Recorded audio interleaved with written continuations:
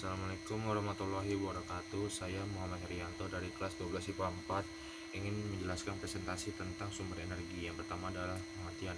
Pengertian energi adalah kemampuan untuk melakukan usaha, kerja, atau melakukan suatu perubahan. Energi merupakan bagian dari benda tetapi tidak terikat pada benda tersebut. Yang kedua adalah eh, bentuk-bentuk energi. Energi terdapat dalam berbagai bentuk dan dalam mekanika dikelompokkan menjadi dua, yaitu satu, energi kinetik. Energi kinetik adalah energi yang dimiliki oleh benda yang bergerak. Energi kinetik biasanya berupa gerakan gelombang, molekul-molekul, benda, zat, dan objek. Besarnya tergantung dari massa dan kecepatan benda itu bergerak. Termasuk energi kinetik adalah energi angin, gelombang laut, suara, cahaya, dan panas. Yang berikutnya ada energi potensial. Energi potensial adalah energi yang dimiliki oleh suatu benda pada suatu tempat atau kedudukan tertentu. Yang termasuk energi potensial adalah energi kimia, mekanik, nuklir, gravitasi, dan listrik.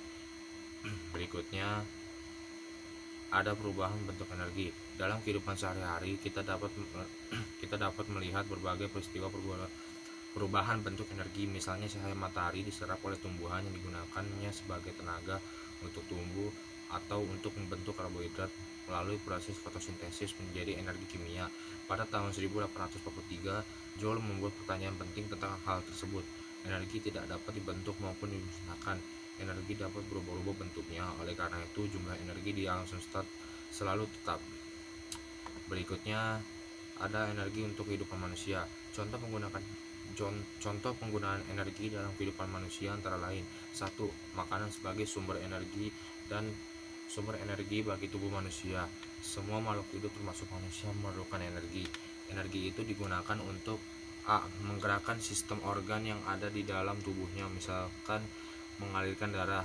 Untuk mempertahankan kelestarian hidupnya, misalnya mencari makan dan berkembang biak. C. Khususnya untuk manusia, ialah untuk memenuhi keperluan hidupnya, misalnya berkendaraan, terbang ke negara lain atau keluar angkasa, berlayar, atau membuat baju bagus. Yang berikutnya 2. Energi surya sebagai sumber panas.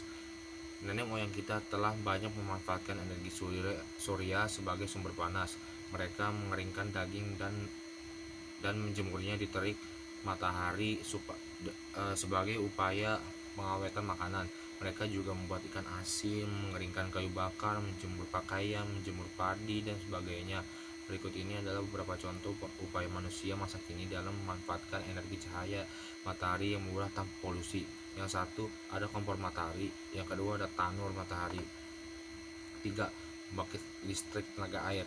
Air danau meskipun dalam keadaan diam, ia mengandung energi potensial gravitasi. Semakin tinggi letak danau itu, semakin besar pula kandungan energi yang ada di dalamnya. Berikut adalah bagan yang menunjukkan prinsip kerja PLTA.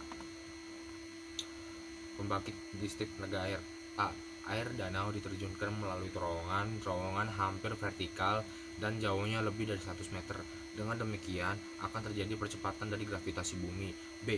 Ujung terowongan itu dimasukkan ke dalam turbin air. Poros turbin ini bergandengan dengan poros suatu dinamo pembangkit listrik. C. Listrik yang dihasilkan dari dinamo yang digerakkan melalui poros turbin tadi ditampung ke gardu listrik yang berisi transformator, yaitu alat untuk mengatur tegangan listrik. D. Dari gardu listrik. Listrik dengan tegangan tinggi tertentu disalurkan ke gardu kota. Gardu kota mengubah tegangan listrik sesuai dengan tegangan yang dibutuhkan konsumen. E. Air yang telah diperas. Energinya tadi masih dapat dimanfaatkan sebagai irigasi untuk persawahan.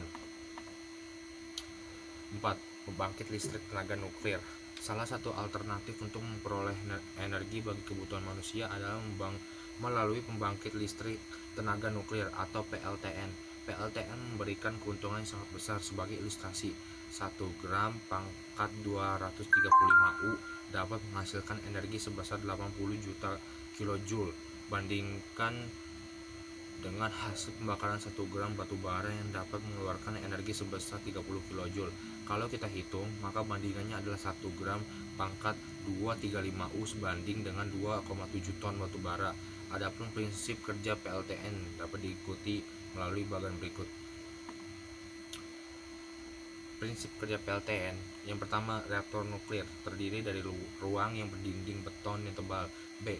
Dalam instalasi penukaran panas. B. Panas digunakan untuk menguapkan air. C. Adalah turbin uap, karena tekanan uap air turbin berputar. D. Dinamo D menghasilkan listrik tegangan tinggi, sedangkan diatur gardu transformator. E. Kemudian dialirkan ke gardu-gardu kota yang memerlukan. Sekian, terima kasih. Wassalamualaikum warahmatullahi wabarakatuh.